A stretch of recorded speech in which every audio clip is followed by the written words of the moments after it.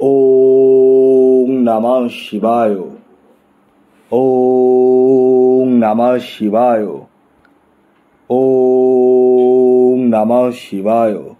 বন্ধুরা, ভাগ্য যদি সাথে থাকে তাহলে ডাঙায়ও ডিঙি চলে। হ্যাঁ বন্ধুরা, এটি কিন্তু বাস্তব সত্য কথা। আগামীকাল 29শে জুন রবিবার, আর আগামীকালই এই 4টি রাশির হঠাৎ বা আকস্মিক অর্থপ্রাপ্তি ঘটতে চলেছে। হ্যাঁ বন্ধুরা, আমি এই ভিডিওতে যে 4টি রাশির নাম আপনাদের সামনে প্রেজেন্ট করতে চলেছি, সেই 4 রাশির জাতক বা জাতিকা যদি আপনি হন, তাহলে আগামীকাল 29শে জুন রবিবার দিন আপনি হতে পারেন মহাকোটিপতি। কোন সেই সৌভাগ্যশালী 4টি রাশি, তা আমি আপনাদেরকে একটুক্ষণের মধ্যেই বলবো। আপনারা অনেকেই কিন্তু অধীর আগ্রহে অপেক্ষা করছেন যে সেই 4 রাশির নাম বলার জন্য, মানে জানার জন্য। আমি অবশ্যই বলবো, কিন্তু তার আগে আমি একটা ছোট্ট কথা বলি, যে কথাটি প্রতিদিনই বলি। আমি ছোট্ট করে বলবো, এবং কথাটা আপনাদেরকে বোঝানোর জন্যই বলবো। অনেকেই বুঝে গেছেন, যেভাবে আমার সাথে যোগাযোগ করে জন্মছক বিচার করছেন, প্রতিকার প্রতিবিধান নিচ্ছেন, আমি বুঝতে পারছি আপনারা অনেকেই বুঝে গেছেন। এবং অনেকে আমাকে এতই ভালোবাসেন, মানে যারা জন্মছক বিচার করছেন বলে ভালোবাসেন এটা বলবো না, মানে তারা ভালো না বাসলে তারা আমার সাথে কেন যোগাযোগ করবে, এটা প্রথম পয়েন্ট। প্রচুর অ্যাস্ট্রোলজার রয়েছে, অনেকে বলে আপনার কথাগুলো শুনতে আমার খুব ভালো লাগে। তো ভালো লাগা থেকে ভালোবাসা জন্মায়, এটাই বাস্তব কথা।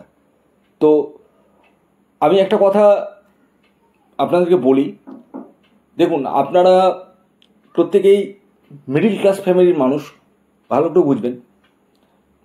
এবং মিডিল ক্লাস ফ্যামিলির মানুষরাই কিন্তু টিকিট কাটে, এটাই বাস্তব। কিন্তু কারণ প্রত্যেকে চায় হাতে প্রচুর টাকা করতে, আর এই টিকিট কেটে অনেকেই অর্থকে কিন্তু নষ্ট করে ফেলছেন।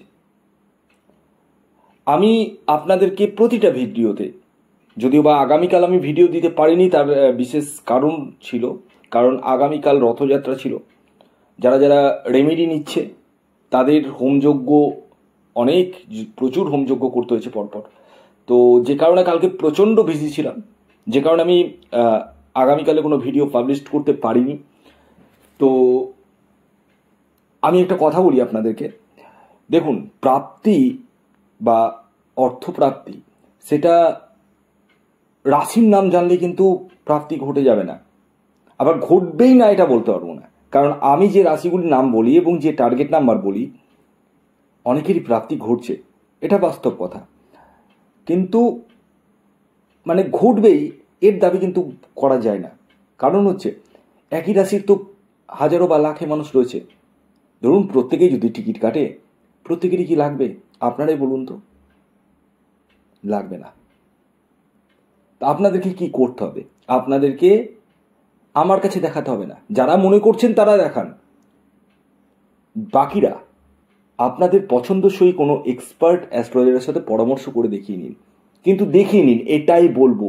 আমি বারবার একটা জিনিস ক্লিয়ার করে বলতে চাই আপনাদেরকে, হাত গুটিয়ে বসে থাকেন না, আর টিকিট কেটে কেটে অর্থকে নষ্ট করেন না।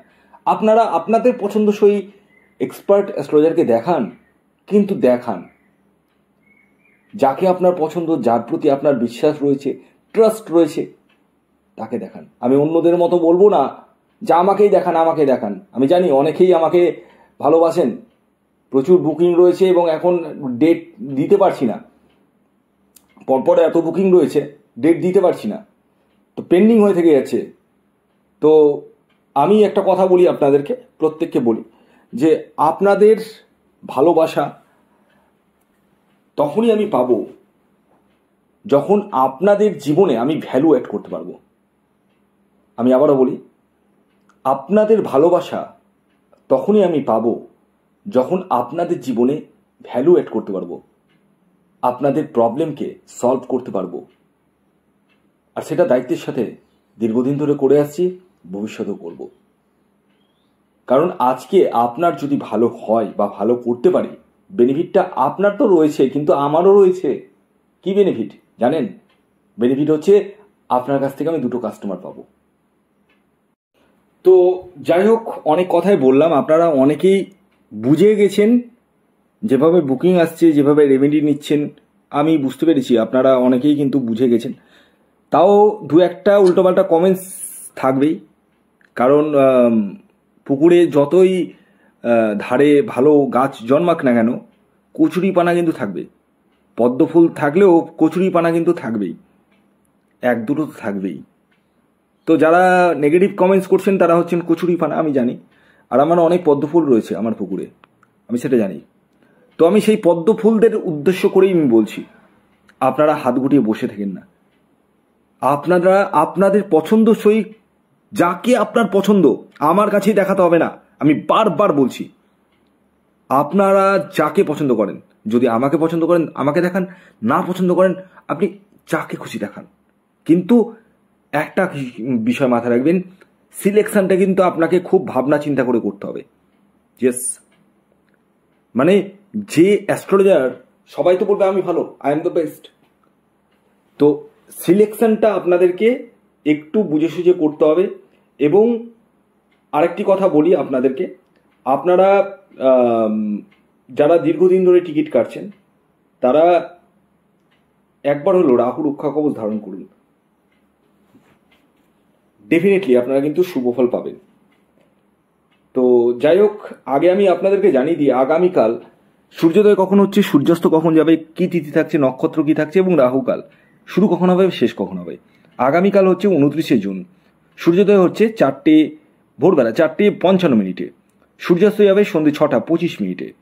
তিথি থাকছে চতুর্থী, তারপর পঞ্চমী। পক্ষ থাকছে শুক্লপক্ষ, যোগ থাকছে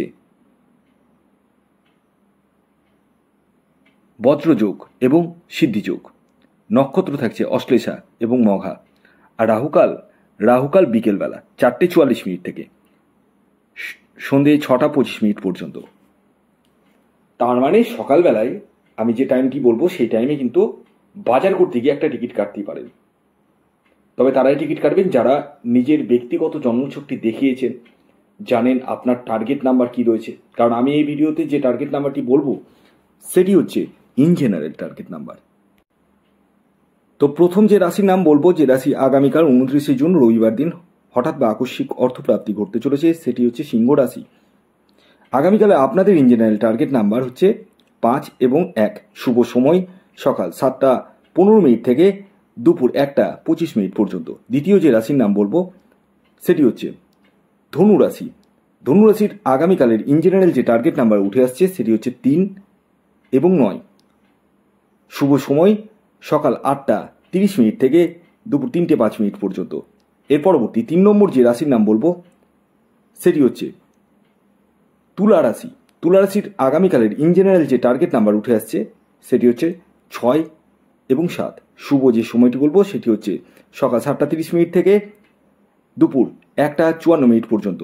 এর পরবর্তী সর্বশেষ যে রাশির নাম বলবো সেটি হচ্ছে কর্কট রাশি। কর্কট রাশির আগামীকালের ইন জেনারেল টার্গেট নাম্বার 9 এবং 2। শুভ সময় সকাল 9:55 থেকে দুপুর 2:56 পর্যন্ত। ধন্যবাদ।